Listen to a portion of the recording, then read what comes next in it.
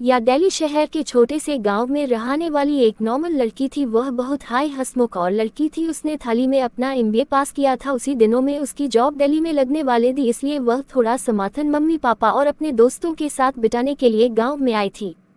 Hello voice, मेरे channel में आप सभी का स्वागत है। आज की हमारी वीडियो शुरू करते हैं बिना किसी देर के। वीडियो पसंद आए तो प्लीज़ हमारे चैनल को ज़्यादा से ज़्यादा सपोर्ट करें, लाइक करें, सब्सक्राइब करें। चलिए आज की वीडियो स्टार्ट करते हैं। रूहानी, आज अपने साथ हुई कोई अच्छी रियल सी हॉरर स्टोरी सुनाओ। हर आज बिल्कुल क्यों नहीं। यह स्टोरी मेरी बेस्ट फ्रेंड के साथ हुई थी। हम लोग उसकी हालत को देखकर बहुत परेशान थी। आज उसके साथ हुई पूरी कहानी मैं तुम्हें बताती हूँ। हाँ बिल्कुल, चलो फर्स्ट स्टार्ट करते हैं।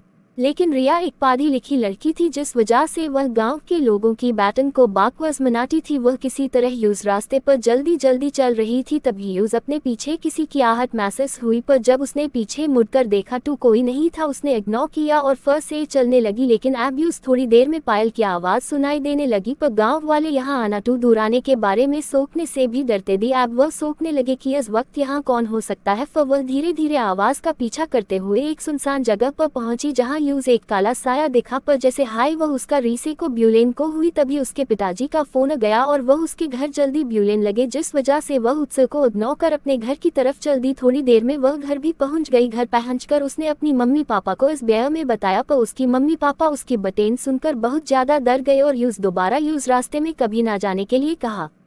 सभी लोग खाना खाकर सो गए। रात के करीब 1 बजे रिया की नींद खुलती है। वह बिना किसी से कुछ बोले घर से बाहर निकल जाती है। घर से बाहर या एक पुराना स्टोव जो कि बैंड पड़ा था, वह उसके बाहर बैठ जाती है और रोना शुरू कर देती है। जब रिया के घर वालों को दिया कमरे में नहीं दिखती तो वह लोग परेशान हो जाते हैं और ढूंढना शुरू कर देते हैं। जब उसके पापा स्टोव के बाहर देखते हैं तो वह उसके पास आकर घर चलने के लिए कहते हैं। पर रिया अपनी मम्मी पापा की बात सुनकर सिर्फ उन्हें एक नजर घूरती है और चुपचाप सर नीचे करके बैठ जाती है। धीरे धीरे करके सुबह के 4 बजे जाते हैं। मम्मी पापा की बहुत ज्यादा बलेन पर रिया 4 बजे अपने घर जाती है, पर वो सोती बिल्कुल भी नहीं है।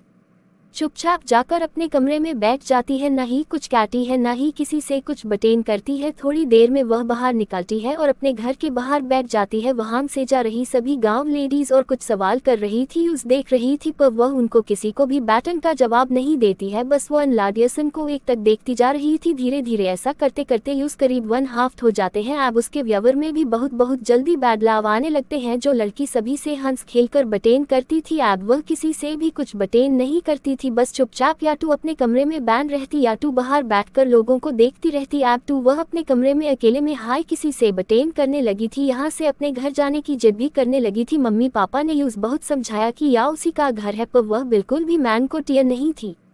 आखिरकार थाकर उसके मम्मी पापा ने एक पास के टैन ट्रक को भूलिया। टैन ट्रक के आते हाय रिया बहुत हाई गस में आ गए और घर के सभी सामान को इधर उधर फेंकने लगी। फिर थोड़ी देर में रिया नहीं टैन ट्रक का गाला पकड़कर बाहर फेंक रिया, जिसे देखकर उसके मम्मी पापा बहुत डर चुके। दिन पर दिन रिया की हालत खराब होती जा रही थी। अब तो वह खाना भी छोड़ दी थी। उसके मम्मी पापा ठीक करने का हर प्रयास कर रहे थे, पर वह कुछ भी नहीं कर पा रहे थे। आखिरकार एक दिन पास के एक सिद्धा बाबा उसके घर आए। उनके आने पर या फस से गस में गए और घर का सामान इधर उधर फेंकने लगी, पर इस बार उसकी हाकिटन से बाबा पर कोई असर नहीं हो रहा था। ठाकर कर रिया खुद को अपने कमरे में बैंड कर लेती है।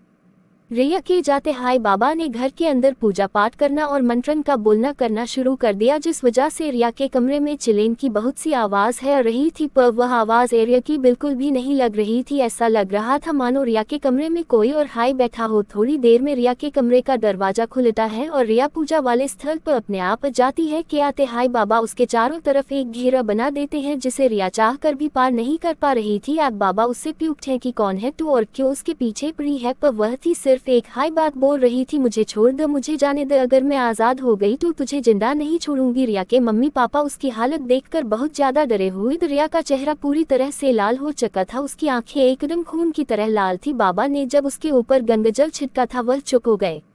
बाबा रिया से पूछते कौन है तू और कहाँ क्यों आए है। वो बताना शुरू करती है कि मेरा नाम प्रिया है, मैं दिल्ली शहर की रहने वाली एक आम लड़की थी। मैंने एक लड़के रोहन से प्यार किया, रोहन भी मुझसे प्यार करता था। हमारी फैमिली हमारी शादी के बिल्कुल खिलाफ, तो हमने भागकर शादी कर ली। शादी के 1-2 साल तक हम अकी से रहे, पर 1-2 साल में हम दोनों के बीच में लड़ाई होना शुरू हो गई। रोहन हर बात के लिए मुझे जिम्मेदार बताता था। अब तो उसने दूसरी लड़कियों के साथ बटेन करना भी शुरू कर दिया था, जिस वजह से मैं बहुत परेशान रहा बहाने लगी। एक दिन मैंने उससे उसकी हाकेटन के बेयर में पूछा पर यूज बहुत गुस्सा आ गया। उसने गस में मुझे एक थप्पड़ मारा जिस वजह से मैं एक अलमीरा से टकरा गई। मेरे सर पर चोट लगी थी पर रोहन ने चोट पर बिल्कुल भी ध्यान नहीं दिया और वहां से बाहर चला गया। अब धीरे धीरे रोहन का या रोज का हो गया, वह मुझे मारता पिटा, मुझे उसी हालत पर छोड़कर चला जाता।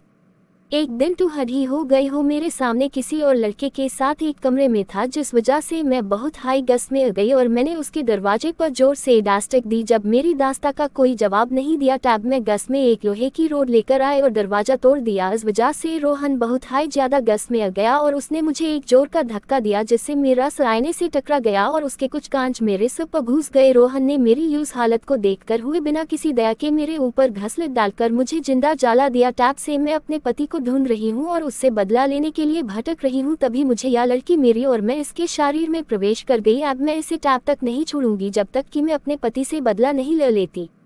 पर बाबा बोले कि तू इस मासूम के पीछे क्यों पड़ी है, इसे छोड़ दो। पर यूस काले चाय ने कहा मैं बिल्कुल भी नहीं छोड़ने वाली। बाबा ने मामले के नाजुकता को देखते हुए इस आत्मा को एक बोतल में कैद करने की कोशिश की पर वो नाकाम रहे। आत्मा बहुत हाई शक्तिशाली थी, बाबा उसकी टक्कर के आगे कमजोर हो गए। अभी रिया ने या बाबा की गर्दन जोर से पकड़ी और वही मोड़ के फेंक दी। बाबा की तुरंत हाई मौत हो गई। सिया की सरकार पर उसके मम्मी पापा डर के मारे वही बेहोश हो गए। यहाँ से सीधे दिल्ली के लिए निकल गई। दिल्ली में पैहंग थाई वह अपने पुराने घर गए जहां उसका पति किसी और लड़की के साथ रहा था। यूज देखकर यह बहुत हाई गस में गई और उसने रोहन को छत से फेंक दिया जिस वजह से रोहन भी तुरंत हाई मर गया और वह लड़की जो कि रोहन के साथ थी वह वहां से भागने की कोशिश कर रही थी। तभी रिया ने उसके पैर को पकड़कर खींच लिया और कमरे में ले जाकर फेंक दिया जिससे उसका सर दीवार से टकरा गया और उसके सर से खून बहाने लगा। रियली गस में पूछा ट्यून ऐसा क्यों किया? रिया ने पूछा ट्यून ऐसा क्यों किया मेरे साथ? इस लड़की ने डरती और कहाँ पर हुई आवाज में कहा कौन हो तुम और मेरे साथ ऐसा क्यों कर रही हो? रिया ने कहा तुम मुझे अच्छी तरह से जानती हो, ज्यादा अनजान बनने की कोशिश मत कर। बोली जल्दी बैठो वरना मैं तुझे अभी जान से मार दूंगी।